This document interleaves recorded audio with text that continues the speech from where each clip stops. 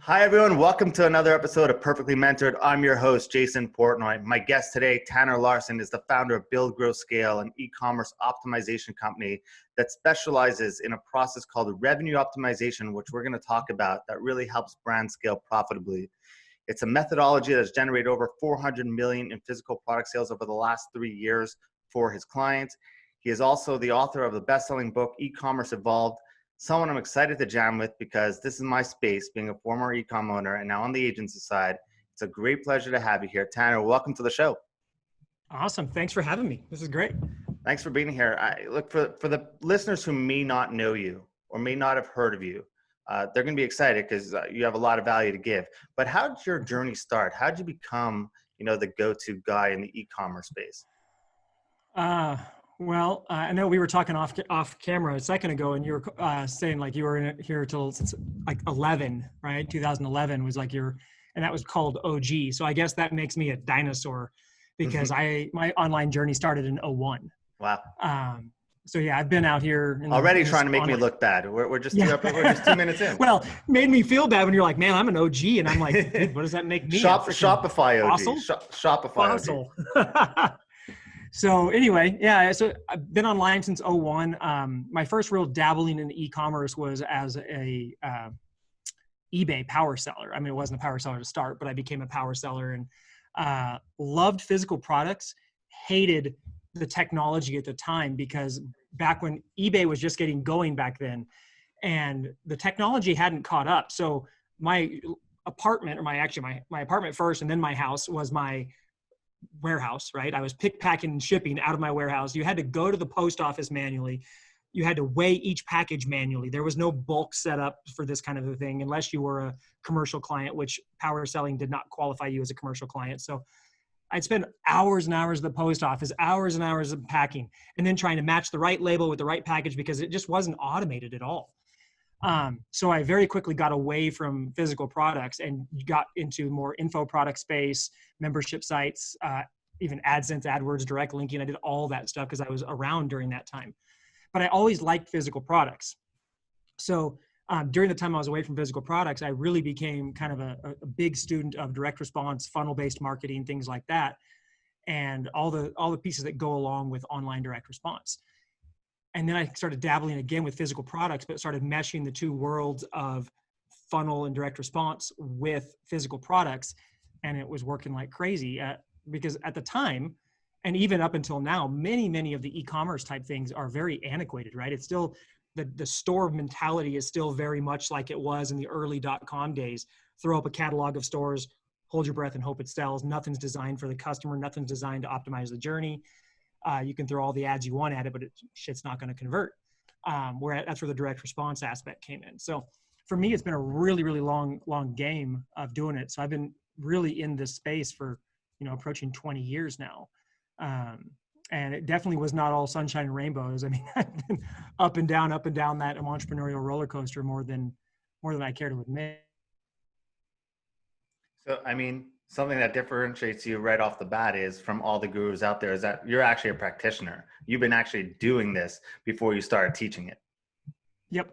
Yeah. So that was one of the things that we've always done. And I always did. It was always, I didn't start when I did info products too. It was only on things that I did. So I was a window cleaner before I was online. I built a window cleaning business up and did pretty well with that.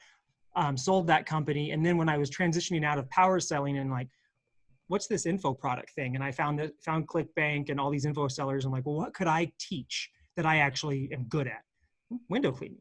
So I created a how to create your own window cleaning business course called Streak Free Profits. And I sold that. And then I started learning and realizing that a lot of the crap I was buying wasn't very good. So back in the old days, it was the Warrior Forum. And it was actually a valid place to hang out. It was like the cool place. And there was all the wizards out there were awesome. And I would learn there and then I'd start sharing what I was doing. And people were like, man, that's awesome. How does that work? So I started teaching a little bit there, but again, it was all based off my own stuff. And then as I started getting more back into e-commerce, it was the same thing. And, we did Amazon FBA for years. I used to have, a couple $1 million a year in Amazon FBA business until Amazon actually stole my product and took it out from under me, bought my manufacturer, and just left me in the dust. So anytime I talk about something, it's coming from personal experience, or we don't teach. If we don't do it, we don't teach it. And on Build, Grow, Scale, I'm sure you know, but other people who don't know, Build, Grow, Scale is still in the trenches. We had 3 of our own brands, which we recently sold. And now we are partners in about 25 other brands that on kind of quote unquote the agency side of our business, where we are directly doing optimization and revenue optimization for these stores. So we're in the trenches every single day, still doing it. And yeah, we have an education side of BGS as well, but it's all backed up by what we teach and by what we do. So all the data that we collect more store data in one day than most stores could collect in a lifetime. And we actually have the ability to analyze, interpret, and use that data. So I'm going to get into all that. So let's start diving deep already. Let's Sure. provide massive value. Yep. Take What it away. are some good pieces? What are the essential pieces, I should say, of a good performing e-commerce store, a successful online store? What pieces or elements do you see that most successful stores have in common? And I'm going to make this very simple, assuming the product itself is good. Of course. Yeah. I mean, but to be fair, you can sell shit. Look at the pet rock, right? Yeah. Good marketing can sell stuff, but it's very short-lived and it doesn't last. Plus, you can only fool your customer once before they'll never come back. So the biggest thing, and you're saying like what specific elements, I would take it as from a broader picture and say the successful stores have something that nobody else has, and that is a successful store in that they've optimized the entire buyer's journey on every single page of their store, from the time someone lands on their site to the time they leave, whether it's through purchase or through a bounce, right? I see that is the biggest problem. And that's really what Build, Grow, Scale does, is we optimize that buyer's journey. So from my perspective, it doesn't matter which page of your site it is. What matters is how does the customer or the browser or the visitor interact with that particular page, and how can you streamline that process by delivering the right information at the right time and none of the wrong information to accelerate their process from browser to shopper to buyer. And that's something that people don't really do. Unfortunately, in this e-com world, there is no shortage of fly-by-night information or, crappy guru-based stuff that's just like, hey, throw up a store and make all this money. And as you know from your agency, that doesn't work. But what people do is they put the store up and they think, okay, the store's up. I've got it all set up. I've got my products out there. Now I need to spend all the rest of my time on ads. And the thing that I say the most, and our company is kind of based on, is that traffic is not your problem. Getting better at traffic won't solve all the problems on your store. And if the best example I can give you here is, let's picture your store like it's like a bucket, okay? The store is the bucket, okay? And the water that we pour into this bucket is the traffic, okay? And the water that stays in the bucket is sales, all right? But your bucket, in a perfect world, it'd be easy, just fill it up. Okay, but the problem is your bucket, your store, is just jabbed full of holes all over the place, top, bottom, side, and it's just gushing water out the sides. All the water that comes leaking out of that bucket is lost money, lost opportunity, and lost sales, okay? So that's all that water that's going in, you're paying for that water. That's your traffic. But only the water that stays in is your actual sales. Everything else is lost. And that is what an e-commerce store is. It's several hundred different leaks that are always out there. And you can never get a perfectly patched bucket, by the way, but you can patch a lot of them. The problem is people put up their store, don't patch anything, and then go try to make traffic work. Okay, and then they spend all this money on traffic, and most of these people are way better at traffic than they need to be, but because they're trying to basically fill up a bucket that'll never fill. And that's because their conversion rate is down, their bounce rate is high. They have buggy code that's causing glitches on the page. They have inconsistent or message to market match. Their product images don't convey the value. Their product itself doesn't relate to what the ad was. Their copy doesn't provide enough information. It's just a gazillion different things, from super techie stuff to the most common thing like, do you show the back of your product? Little things like that. And all of those contribute to that leaky bucket. So when I see a successful store, and when we work on a successful store, that store has done everything they possibly can to patch up their bucket, to maintain as much of the water in that bucket as possible. And that's the process of optimizing your store. It's just something that most people don't do. They hear conversion rate optimization and they're like, I don't know what the hell that is. That's like KPIs. Everybody talks about KPIs, but nobody knows what a KPI is. So they ignore them and they think, okay, well, my conversion rate's at 0.5% or 1%. Well, I'll just I got one sale out of 100 visitors. Well, let's just get 200 visitors. The problem is that that's not a scalable way to grow a business. It's a way to go bankrupt. I point that out all the time to people is that, first of all, when things go bad, the first thing they blame is the traffic, right? They always blame traffic's the only, it's either the wrong traffic, it's not enough traffic, it's this and this. When I sit there and say a 0.5%, like a half a point uptick in your conversion is talking about thousands and tens of thousands or even $100,000 left on the table that you're not collecting. But people don't do that. So I feel like people forget that. I also think people forget, they think the value is in the product they sell. And I think value encompasses everything: your user experience, your packaging, customer support, your shipping speed. Why are store owners so afraid, or I get maybe afraid is the wrong word, but why are they so not focused on being brand centric or just don't see the value in it? So I think there's a lot of misinformation about what a brand truly is. So the first thing is from my perspective, I don't believe you can build a brand. I don't think you can do it.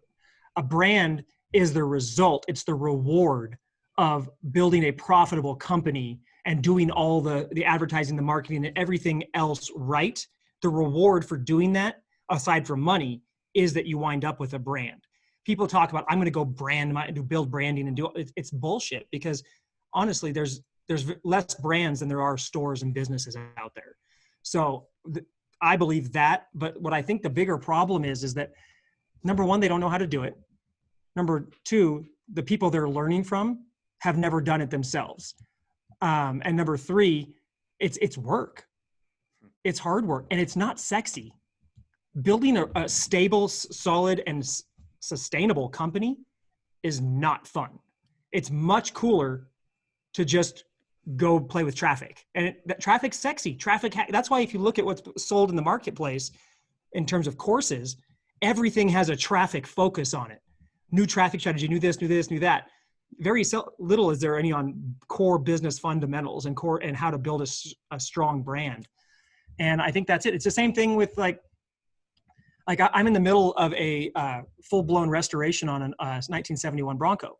I had this great idea naively of what this process was going to look like. It's a metric shit ton of work that I don't even want to do anymore. I just wanted to paint the car, have a cool lift kit, and like drive it around. But that's the sexy stuff. But right now I'm in the nuts and bolts, replacing everything, getting rid of rust and doing all the stuff that ultimately will give me what I want. But I fell into the trap of, this will be cool. This is easy. I'll just do this. It's not. And building a business is the same way. Man, I love you, because every presentation I give, I always start with, if you came for sexy, this is not it. Because the stuff people like that short, quick way. And I think I'm the opposite. I like sustainability as much as you could get. I don't want to have to chase the new tactic or the new hack or the new strategy and have it fall apart. So one of the things I always preach is that if you want to build a brand, and maybe, like you said, you can't build it, but you could aspire to wanting to build one as an end result. For sure. Stop thinking customer acquisition. And I'm in the paid media game. So in that paid game, everyone talks about ROAS, right? What's your return on ad spend? And I'm so much more focused on LTV, lifetime value, average order value, repeat customer rate. How come, what are you doing? I would love to hear from you. How are you trying to deprogram your clients in thinking that way and start thinking, the way we just discussed? Yeah. So, it's an uphill battle. As an example, we host Build, Grow, Scale Live. It's our big conference, right? So every year we host that conference. Our sales page is all about optimization, LTV, AOV, repeat customer rate, all those things and more. And it literally just says that. It actually says on there, we will not teach you traffic. There's nothing about traffic. If you want traffic, don't come to this event. We survey people at the event. The number one thing they ask for is more traffic. Is like, I wish you had taught us traffic stuff. Like, why are you here? It's literally what we told you we wouldn't do. So honestly, we don't have a perfect answer for how to kind of teach this or beat this out of their heads other than beating it. What's working for us is leading by example. Like within our programs, we share data and show like, hey guys, this is what we're doing.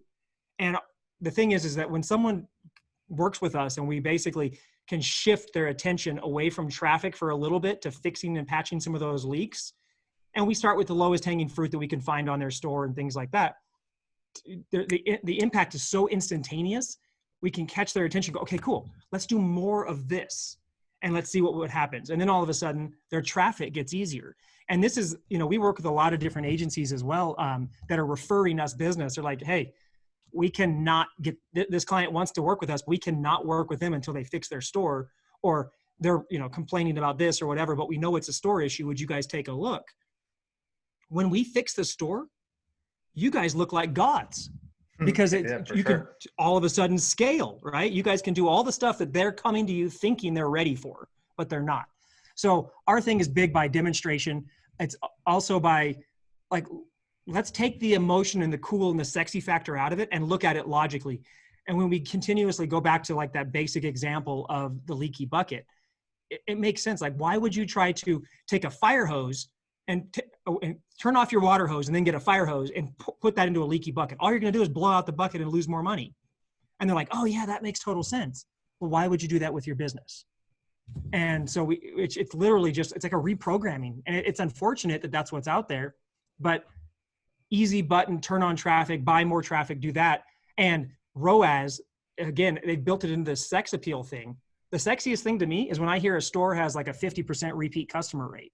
We have one of our members, she came in and she was a $2 million store. And we're like, how much ads are you running? She goes, about $600 a month. I was like, wait, what? She's like, yeah, I have an 80% repeat customer rate. I'm like, so you have the exact opposite problem. Your repeat customer rate is too high because you're not growing, but you're so good at taking care of your customers, they keep coming back and back. And she had a clothing brand, kind of like what you had, but it can be, that's what gets me excited. And then what scares me though, is when I ask a company what their LTV is. Most don't know. No idea. No, they have no idea.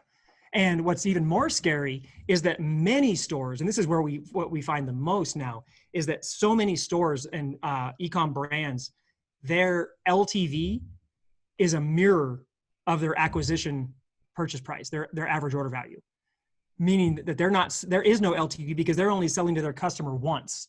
Their repeat purchase rate is 1 or 2 to 3% because they're so focused, as you mentioned, on acquisition.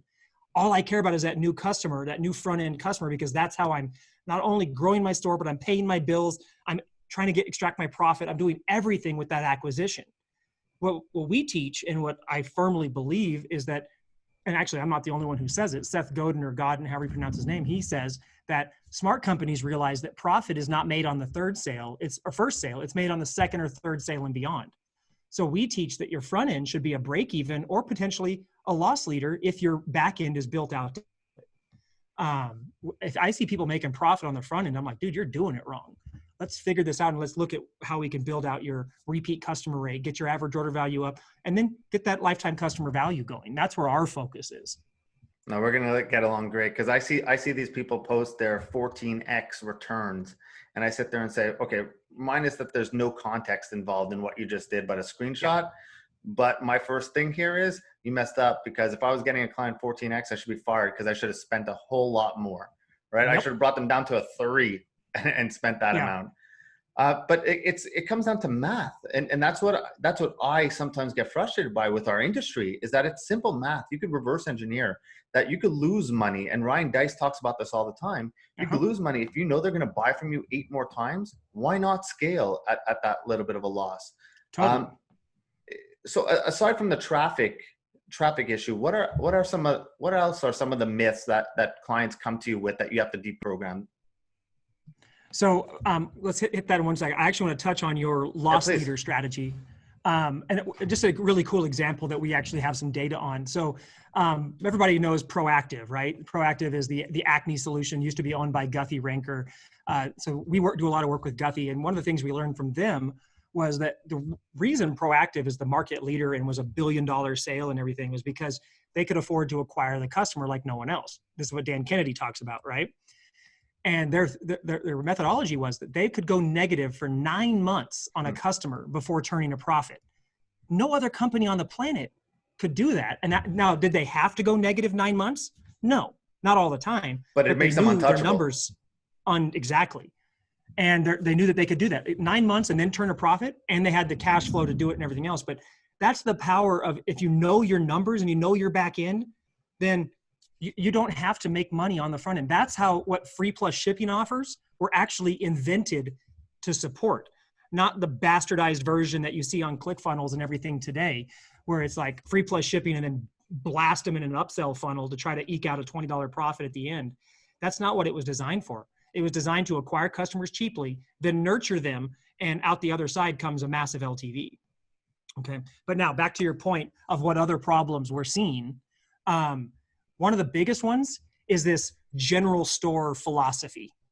The idea that someone could sell kitchen, wine, fitness, supplements, beauty, electronics, all this stuff under one store. And unfortunately, there's some really pervaded crap out there on why this works, but it doesn't. It's just bastardized stats presented in a way that makes it look viable.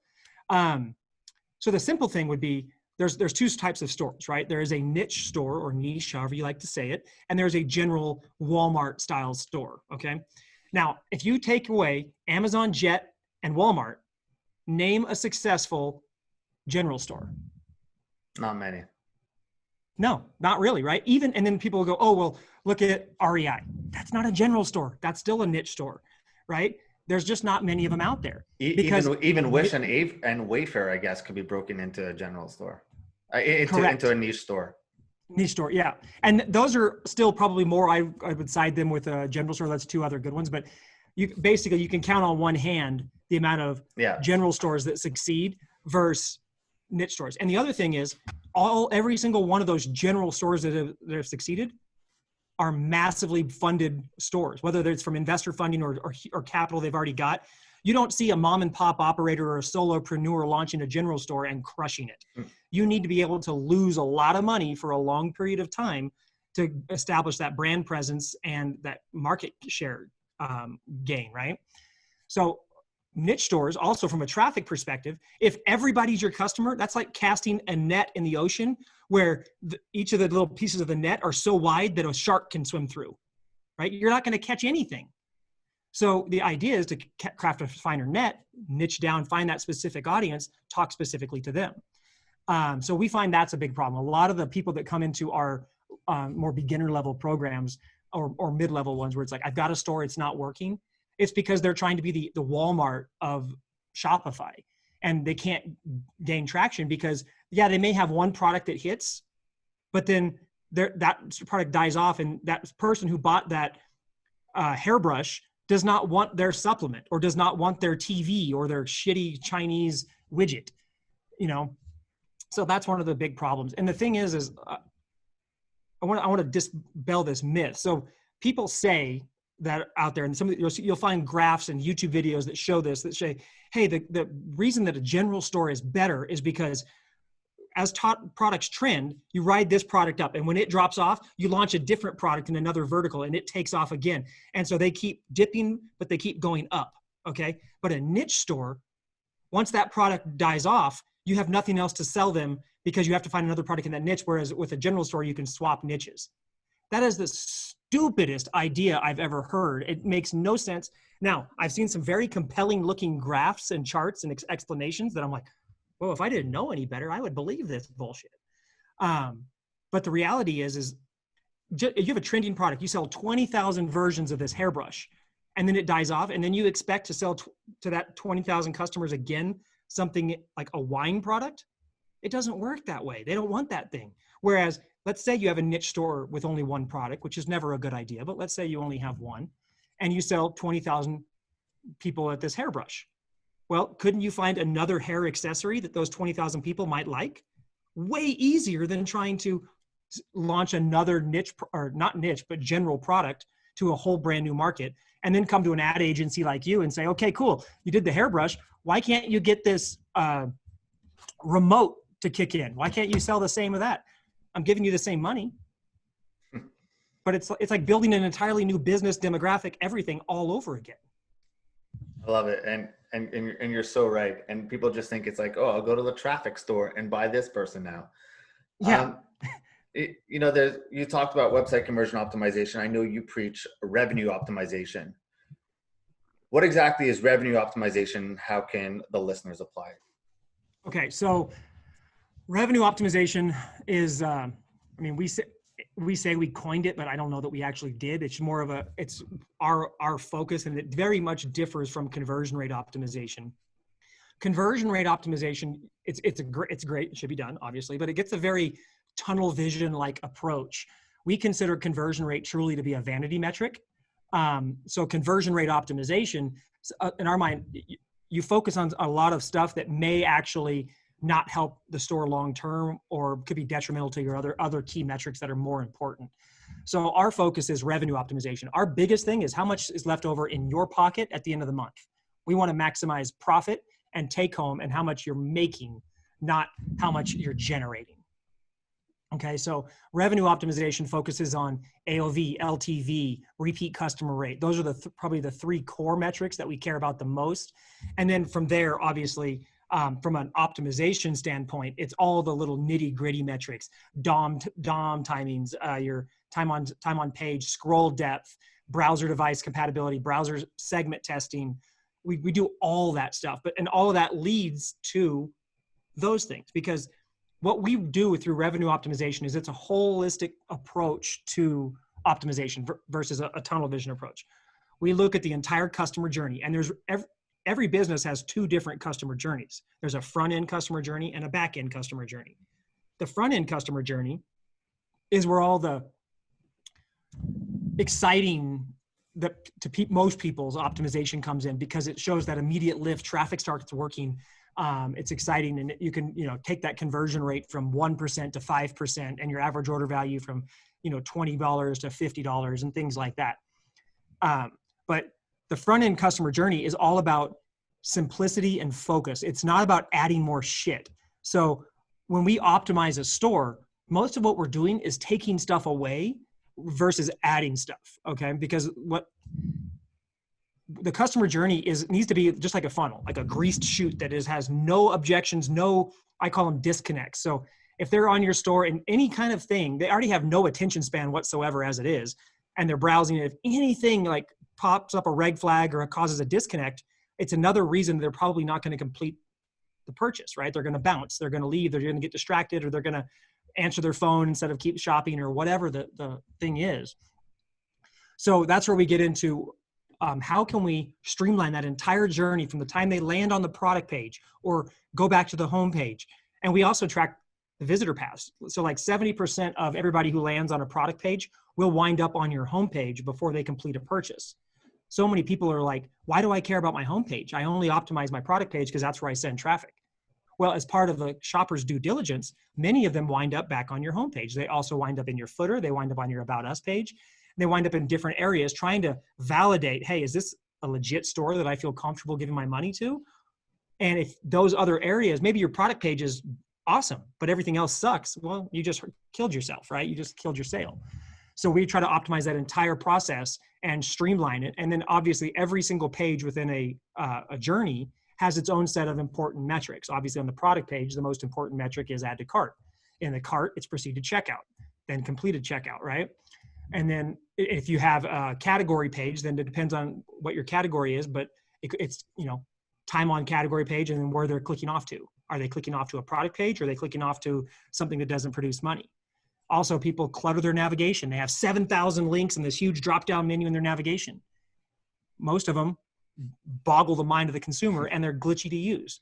So we strip all that stuff out and only have the most profitable and important stuff. And we're tracking everything on a site, from clicks, heat mapping, image thing. Like, it doesn't matter where you click on a site, we're going to track that. And then we go into Google Analytics and Tag Manager, and we can see everybody who clicks the About Us page, what their conversion rate is on this product, and every other path they take along the way. So we can say, oh, hell, we get an 11% conversion rate on customers who wind up on our thank you page. Why is that? Then we can run some hypotheses off that and figure out what we can do to change, to incorporate that onto the product pages or other areas of the site so we can bring those up. So really it's, again, the buyer's journey, and that's what revenue optimization is. And then a whole nother can of worms is dialing in that back end. What happens after they purchase? And that's where behavioral remarketing comes into play, where you basically, every customer, when they come into your business, it's a bell curve. They're either in the act of becoming more active or less active with you. Okay. And there's 4 phases of that thing. Well, when they buy, they're already in the first phase and they're close to peaking for most stores. The idea is to prolong that bell curve as long as you possibly can with the back end by getting them to buy and buy and buy again. And then as they start to fade out, reactivate as many of those as you can before they fade out completely. And that's where you can set up automated email campaigns, automated retargeting campaigns, direct mail, all this stuff to nurture the existing customer that you've already paid for. Every sale on a follow-up sale is way more profitable, right? Everybody knows that, but nobody does it. It's so funny. That's really, I laughed for a second because when we used to do conversion or split testing different pages, one of the things that worked best and had a higher conversion than anything else is when on the collection page, we removed the navigation completely. There was no navigation bar completely. There were no options, and that had the highest conversion rate. So I laughed that you said that. Being that AOV is so important to you, what are some tips to increase AOV? Okay, so the first thing about AOV is a warning, especially if you're in the Shopify world. So Shopify has a bazillion apps, and that's cool. And the thing is that anybody can develop an app, and they can say whatever they want, whether it really has data backing it up. So most of the average order value boosting apps, because that's the first thing people do when they want to boost their AOV, they go to the Shopify store and they look for all these different apps and they install them on their store and they try 2 or 3 of them. The warning I want to give you, and this is because we're collecting $30+ million in sales per week in test results and just data coming in. So we analyze this stuff. The in-cart upsell apps. Okay, everybody puts an upsell app that's like, hey, you want to add this to your cart when they're in the cart. Now, yes, turning that on will increase your AOV. Okay, you'll see that little arrow on your Shopify dashboard go up. What you don't know though is that if that AOV going up is hurting other metrics worse than the gain you're getting from the AOV boost. Okay, so a lot of times, actually, and almost every time, the AOV goes up, but your proceed to checkout percentage goes down. So less people reach checkout because more people get distracted. Okay, so what's more important to you, a little boost in AOV or more people getting to checkout? Now, there's no right answer to that other than to do the math, like we were talking about earlier. More people reaching checkout, what does that back out to in money for you? Or the AOV boost per customer that you're already getting, which one is better?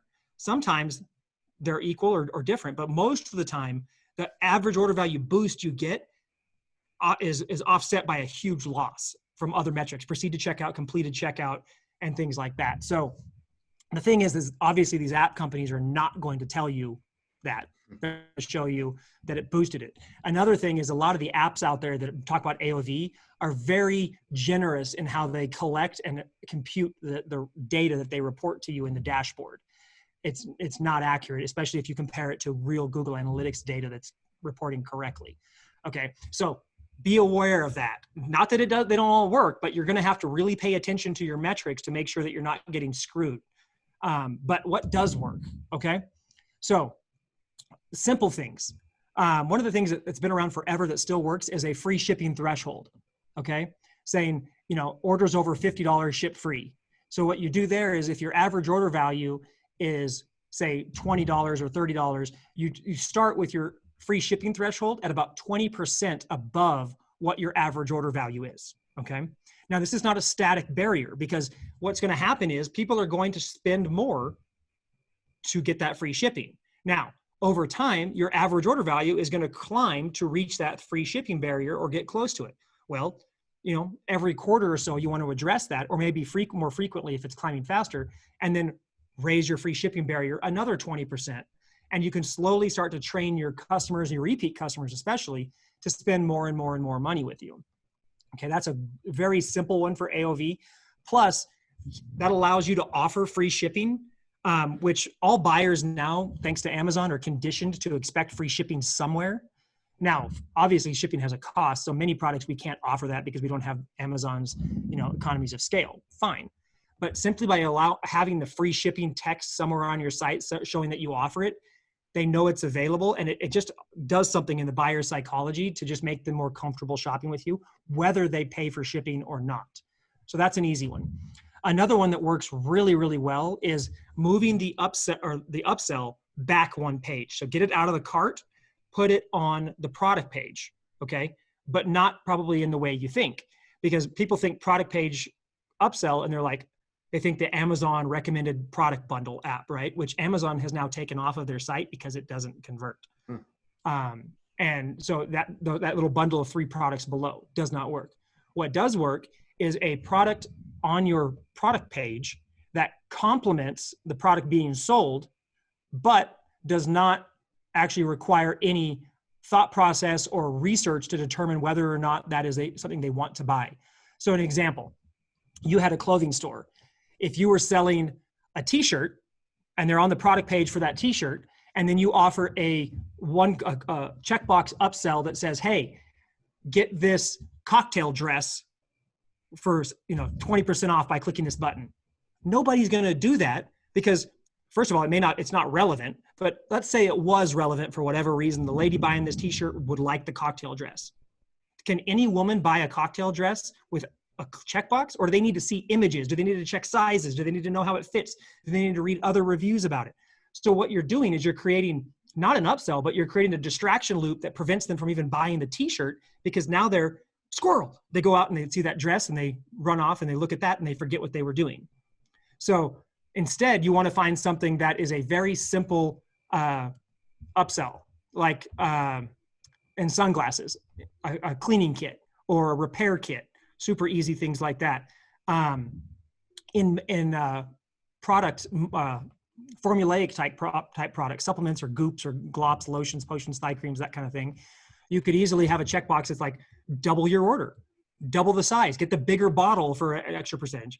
Okay, so things like that can be done. You could also offer a warranty. You could offer priority processing, different things like that. So another very simple and old school way that works for everything is bundling. But bundling has to be done correctly. Bundling should not be what the store owner wants. The bundling should be based on what the consumer wants. And the best way to do that is to download your store data, go back into your cart and see what quantities of each product are ordered. So or what products are ordered together. So you're looking for commonality. It's called a basket analysis of like, hey, product A and C, 40% of our customers order product A and C individually. Well, what if we created a bundle for product A and C and created a little slight discount and see if we can get a bigger take rate on it? Or product B, 60% of our customers buy 2 bottles. Okay, but do you have a 2-bottle bundle? No. Or maybe you should. But maybe only 5% of your customers buy 3 bottles, which most people, when they think bundle, immediately assume 3 is right because it's like 97, adding a 7 to your price. Like people believe there's science behind that crap online. Oh, I must have a 7. No, it's not. So looking at your data is the best way to figure out what bundles to offer people rather than just creating your own bundles. And then the old standby, my personal favorite, is continuity. Building in a continuity program to your offer. If it's consumable products, continuity is super easy. Hey, 30-day supply or 1 week supply or whatever, and then you can get them on a weekly, monthly, yearly, whatever subscription plan. Continuity is kind of forever. It's been my favorite thing in the world because I love doing the work once and getting paid over and over and over again. Yeah, it's a subscribe and save. Totally. So there's a lot of, those are some real simple ways. Now, not everyone applies to every business, but you can usually use some combination of just those simple ones and get a nice 20-30% lift to your AOV with maybe a couple hours worth of work one time. Are you surprised by how many stores are doing 6 figures, maybe even like small 7 figures that have no clue about their numbers? They've never done this. They don't even have Google Analytics set up correctly. Yep. Does that, like, Does that boggles my mind? Yeah. Does that? Yeah, absolutely. Because then you just wonder how much more they could possibly be doing. Like that, it's crazy how some stores could just get there. And what I love about you is, and we think the same on this, is that the numbers tell a story, right? So if you break down your funnel, you could see the exact story. Well, why aren't people buying? Well, take a look. This is where it's happening. But now, for the people starting off, they may not have, and I know this is a subject we were talking about in the beginning, is traffic. They may not have, the traffic coming in to tell the story. They may not have that data, and they need more traffic. And when it comes to traffic, I'm a firm believer, and I'm curious to know where you think, and is that I think this is a game right now, is that the person who's willing to pay the most to acquire the customer wins, hands down. I think it always has been that game. Yeah. So I'm wondering how you have that conversation with the e-compreneurs that you work with, because it's a very hard pill to swallow, especially those that come to you with no budget to buy traffic, or B, think that they could spend $2 and make $500. Yeah. So, it's a hard pill to swallow no matter what it is. So, I guess I have a little bit of the luxury, and I've been in the space for so long that usually by the time people buy from us, they've consumed a lot of my content in different areas and different platforms. And I'm pretty much a hard ass. Like people realize that I don't sugarcoat things. I tell it how it is. Like I'm out to help, but like, I'm never going to tell you that, oh, you can make $1 million store off a $5 a day ad set. Like I'm never going to tell somebody that.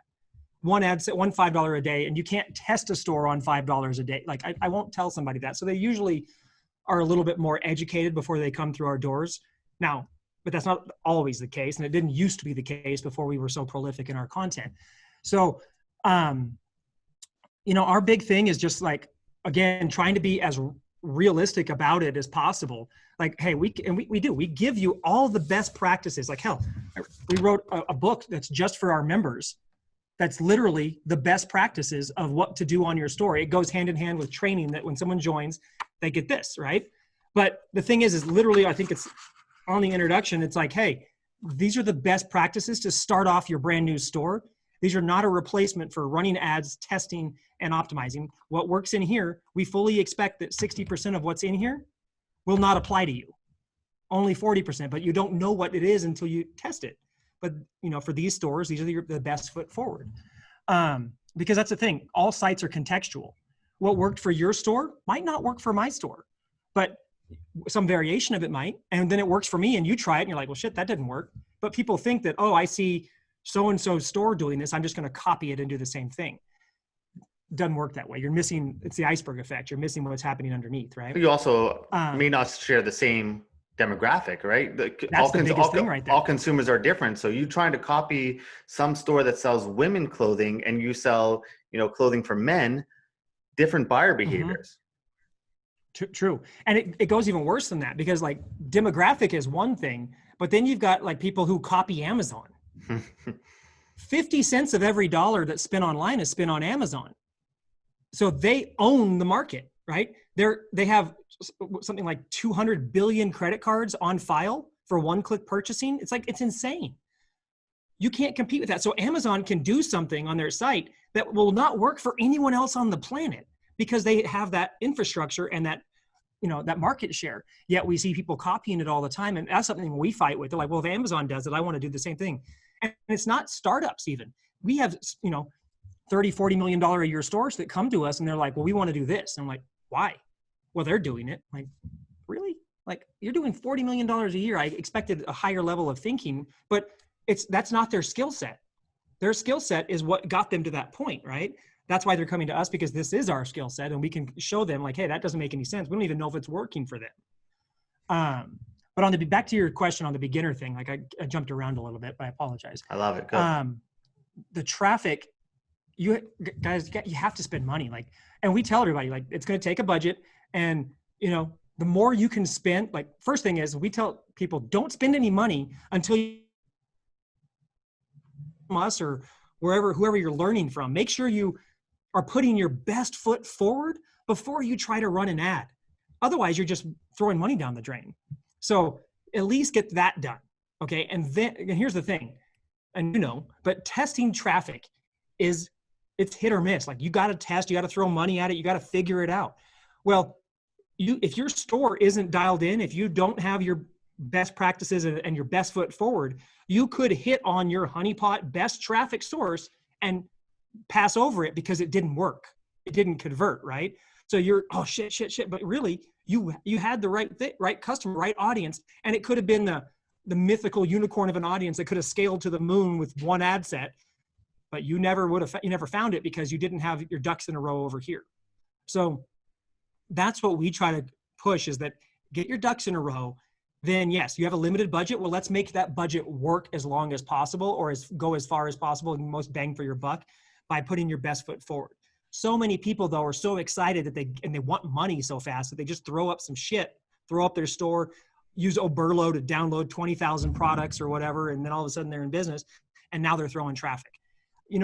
A low budget to test can work. Okay. But it takes longer than putting more money at it. So if you have more time and you're willing to take that slower process, then cool. From a testing perspective, if you're actually doing testing, and you know this as well, whether you're testing small variables or full-blown pages, it takes volume of traffic to reach statistical significance. If you're only sending 100 people to a page, 50 go to one and 50 go to the other, that's not statistical significance, meaning that the data, let's say one page wins, which one will normally win, that's not actually a valid test, okay? Because there's not enough people going through it to allow for all the different variations of it's crazy, but it's not reaching a valid decision to end the test and say this is the winner with that little bit of traffic. As an example, in our Amplified Partnership Program, which is what we call our agency model, we run 30 to 40 split tests a week across all these different stores because they're running massive traffic.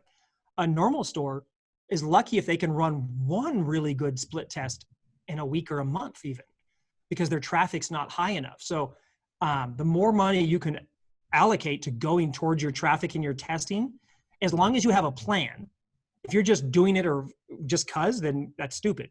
But if you actually have a plan and you're testing things and you're tweaking things and you're tracking it out to see what's happening, then yeah, the more money you can allocate to it, the better you're going to achieve success. And yes, there is a sunk cost to advertising, especially when you're getting up and running. There is money that you are literally going to flush down the toilet and never see again, but you will make it up in the long run. But you have to be willing to lose that money. Otherwise you're not going to do it. Just like with inventory, you're going to have a clothing store. You're going to have SKUs that don't sell. You're going to wind up with inventory that doesn't sell. That's part of it, right? Just part of the game. That's why I hated the clothing world and got out of it. I hated the inventory mess. Well, in the beginning, we kind of touched on brand building a little bit, and I know you said you can't really build the brand, but I still think I agree with you in a sense, but it's something that everyone should aspire to, right? I think that's ultimate longevity. Should be the goal anyway. Exactly. So essentially, I had this conversation with Russell Brunson, who was on, about how businesses need to understand that their business is marketing, like it or not. I'm just curious to know if you agree with that, and what are your thoughts on omnipresence and the importance of, I guess, aspiring to build that brand and understand that you're in the business of marketing? Oh, it's huge. So funny you said that.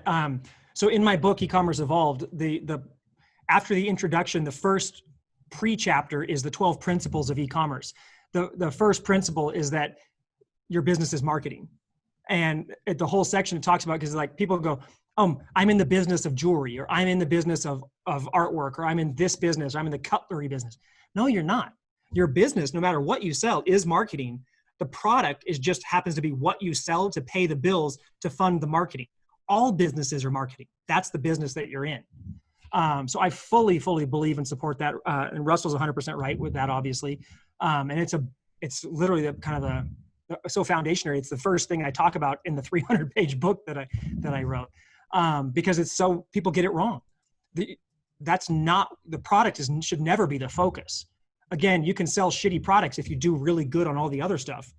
Now, that's not an encouragement, because after they buy, you'll never get them to buy from you again. And an unhappy person will usually tell 9 to 12 other people and really screw you up. So definitely not worth that approach. But yeah, I think there's an expression that goes with that, is that great marketing, if you have a shitty product, great marketing, the best marketing in the world, will only speed up the rate at which you're going to fail. If you have a True. great product or service, great marketing will only speed up the rate at which you'll succeed. 100%. Yep.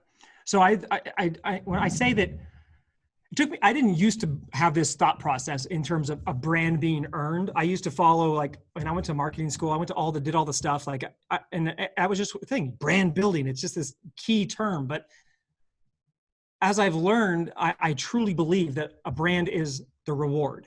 It's what you wind up with. But there are things that you can do that, for lack of a better term, are branding, that help you put those pieces in place so that one day you get that reward when someone goes, oh, BGS, yeah, I know who they are. I've heard of them before, without any marketing hitting them. That's a brand. When someone knows who you are without, or when marketing comes in, they can say, oh yeah, that's who that is. It doesn't have to, it's not a matter of they see your ad and they buy your product or they click. That's not a brand. That's advertising. Yeah. And you want lifetime customer value. You want all that cool stuff. You want a business that will support you and grow and make you a millionaire. Achieving a brand will do that. Doing the branding elements in place, like solid marketing, omnipresence. I didn't used to buy into that. I was so direct response focused that I was like, okay, well, anything that's outside of me speaking directly to this one customer, I wasn't interested in. Where I think omnipresence comes into a play is twofold.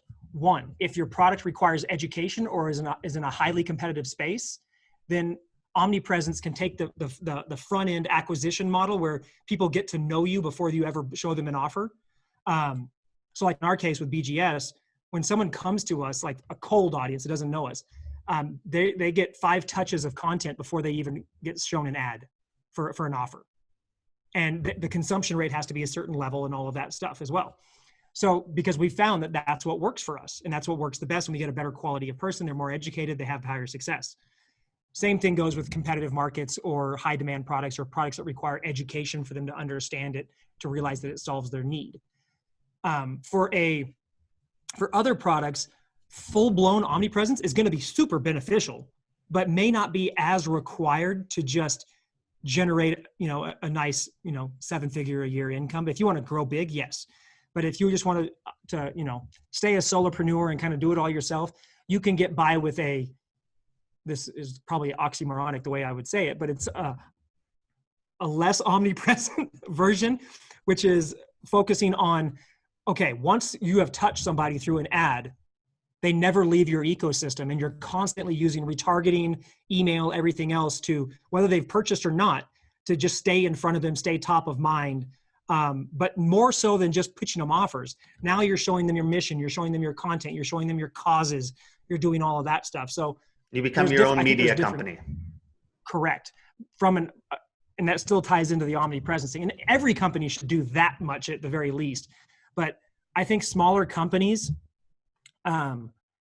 there's more bang for their buck to focus on more of a direct response focus than to say, okay, well, I have all these things to do. I'm going to also do SEO. I'm going to start doing blog content. I'm going to be prolific in my YouTube videos. I'm going to do all these things, because there becomes a point where you just become ineffective at everything when you do too many things. Yeah, I think Ryan Dice calls it half-built bridges. You end up building a bunch of half-built bridges because you think this is the cool way to do it. Okay, and then you stop halfway through. This is the cool way to do it. 100%. Yeah. I'm we curious call it success by subtraction. Oh, wow. Okay. That's interesting. I'm curious for you, though, on a different level, how has building your personal brand affected the growth of your business? So it's been huge. I mean, it's made a massive impact. So one thing I don't do anymore is I don't, and it's not necessarily because I probably shouldn't, it's because I'm still figuring out that side of where I want to go with what else is in my life. Because Build, Grow, Scale is my passion. It's what I want to do. But I also believe there's a bigger piece of my life that I have yet to figure out what that impact is going to be. I do believe it has something to do with working with young entrepreneurs or young kids who want to figure out an alternative to college. But I haven't figured out what that is yet. So building my personal brand, I haven't put a lot of effort into that. But what I have done is focus everything on being the #1 evangelist for Build, Grow, Scale. Like the less attractive term for what I am is I'm a content whore. right? I get out there and I am prolific in spreading the message that BGS has, which our main message is that traffic is not your problem. We truly believe that. And pervading that across everything, podcasts like this, blog articles, contributor roles on Forbes and Entrepreneur Magazine, different things like that, podcast, all that stuff. Now, the reason I can do that effectively is because I'm not a solo entrepreneur. I've got 62 people on our team, all full-time. We have VAs too, but like I'm talking about just full-time people. They're all remote, but that do nothing but build, grow, scale. 50 plus of them work on the revenue optimization stuff all the time. The other people are, our office manager, Christina over here. We have our SEO team. We've got a content team. We have an education course curriculum design team that actually, anytime we produce a piece of content for training purposes, it goes through an educational design rubric to make sure that it actually teaches and there's key learning objectives and there's outcomes and all of that stuff. So everything is very structured now. Now, let's go back to 2001, so let's just say 2010 through 2014. Was all that in place? Hell no. And that was mostly personal brand, Tanner Larsson, internet marketing kind of stuff back then, less BGS. But I do believe that as we cut away, and that's another thing, as we cut away the bullshit and focus on what we were really truly good at, which is success by subtraction, and the team started to grow, that's when we really started hitting our success. And that's when all that omnipresent stuff became more important and actually started working. It takes time to build that.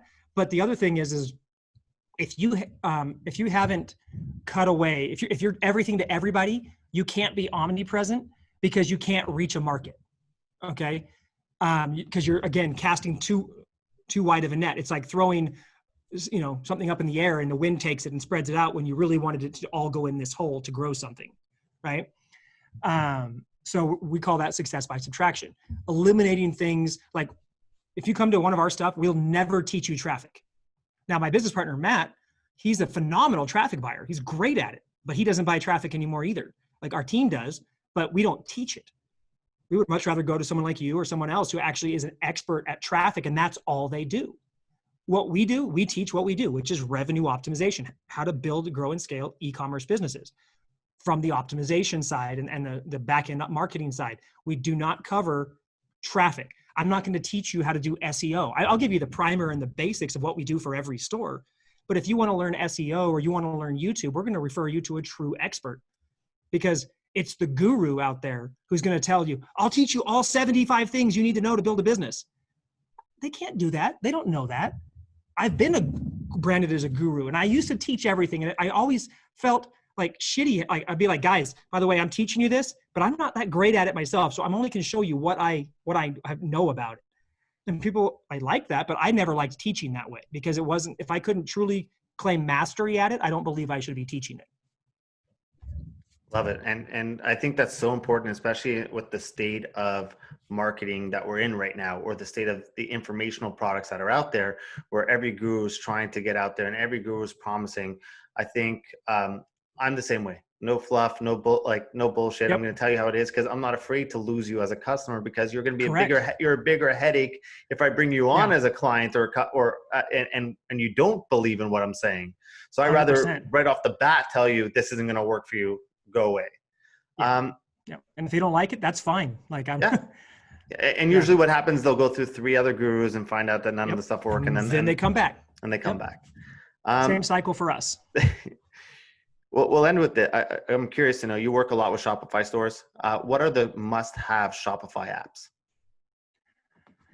Okay, so not so much app specific, but the types of apps you should have. Number one is, do not use your theme's built-in review functionality. Use one of the dedicated review apps. Looks, Judge Me, Yotpo, all those are good. There's other ones too, but those are kind of— How important are reviews for a site? Like, let's just set this. Oh, huge, massively. So a customer does not want to go down the road less traveled. They're not looking to pioneer and blaze a new trail.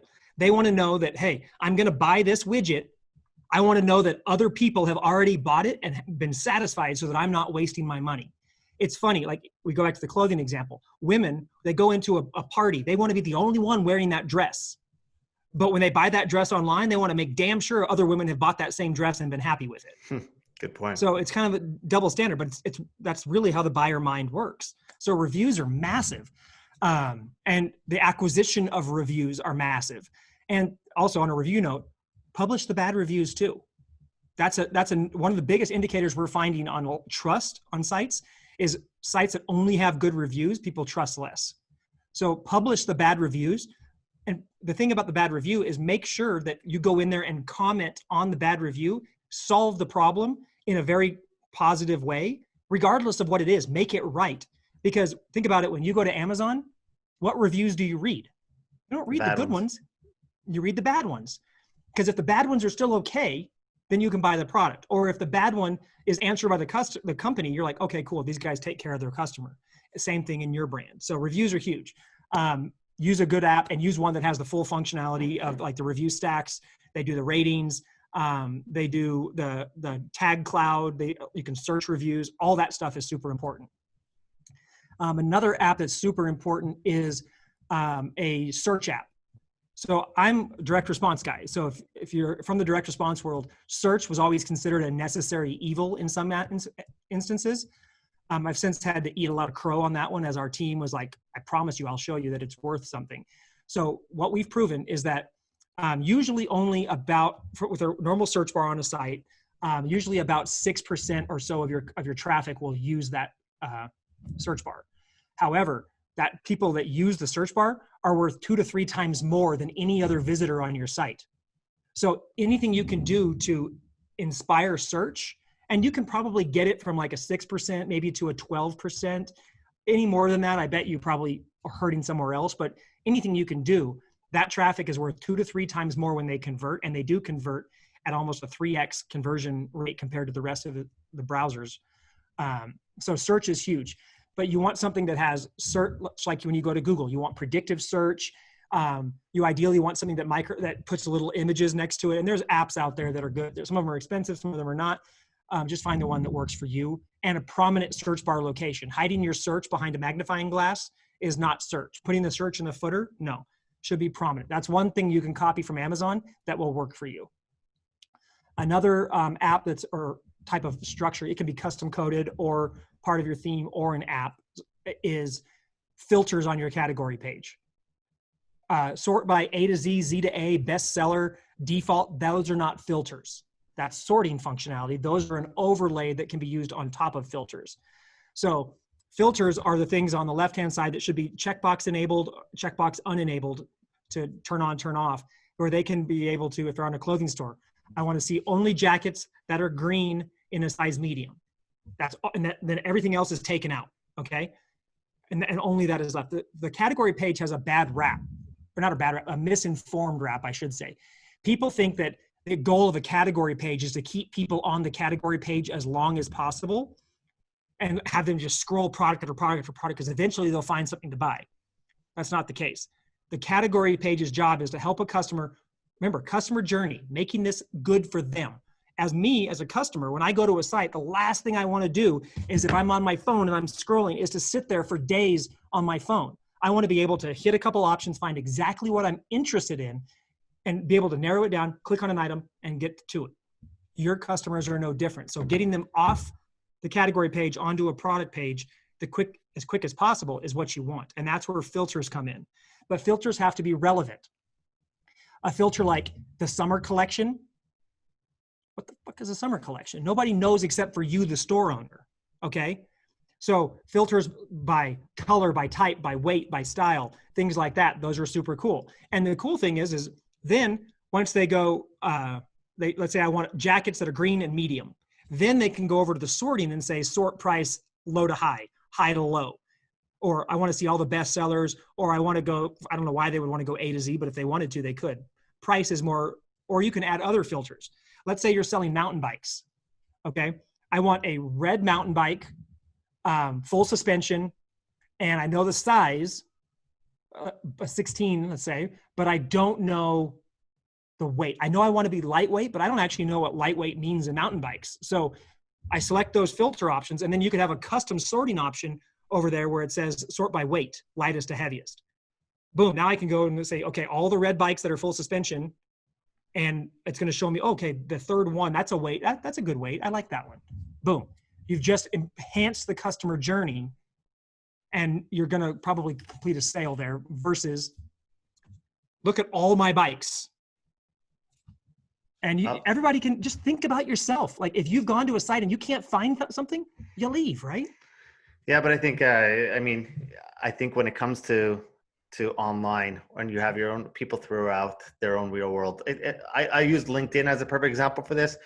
Everyone hates being spammed on LinkedIn with certain messages, but what's the first thing we do? And when we want to start advertising on LinkedIn, we set up our own spamming filter. Our own spammy thingy. Oh, what we send out isn't spam. No, that's what people send us is spam. But I have a very different. Important message. Even though I bought the same course as everybody else, and I just changed the insert blank here. Exactly. All right, Tanner, we're gonna have to have you back because there's so much we could talk about. But absolutely, we'll end with this. If you could talk to all the e-compreneurs right now, like this message is going to get out for them, what's your message to them? Okay, so if all of you guys starting up, established, whatever, I would say the number one thing to realize and remember is that traffic is not your problem, and acquiring more traffic will not fix the problem that you have. Okay, getting more traffic, getting cheaper traffic, all that stuff, that is trying to fix the symptom, but not the problem, right? That's putting the Band-Aid on your nose because you sneezed, right? But that doesn't fix the reason that you sneezed, okay? So that is what the biggest message is. The message that you need to fix is patch those leaks on your bucket first. And once you've done that, then go to an agency. Then go to these guys and then go, hey, now I want you to run my traffic. And guess what? You will not be complaining about the way they run traffic at that point. You will think they are God's gift to traffic because it works. So when you start having problems, when you're not profitable enough, just remember that leaky bucket and then be honest with yourself. Have you patched those leaks, or do you even know what's leaking? I would assume most people don't know what's leaking, and No. Thankfully you're here to help them. So for those who want to learn more how they could fix their leaky bucket, how can they find you? Easiest way to find us is just buildgrowscale.com. You can get access to everything there. If you want my book, it's on Amazon, although I would suggest you wait till version 2 comes out. It'll be out in about a month. We've just revised and updated it. Find me on Facebook, Instagram. We're all over the place, YouTube. But everything you want to access of ours or learn about us, you can get at buildgrowscale.com. And for those listening, email me. We're going to do a contest. I'll buy 10 of the books, and I'll make sure we give them away. So I'll make sure when your book comes out, we give away 10 copies. Perfect. Sounds great. Tanner, thank you so much. I really appreciate your time. Yeah. Hey, I had a great time. Happy to do it. And if you want to do it again, let me know. For sure. All right, bro. See ya.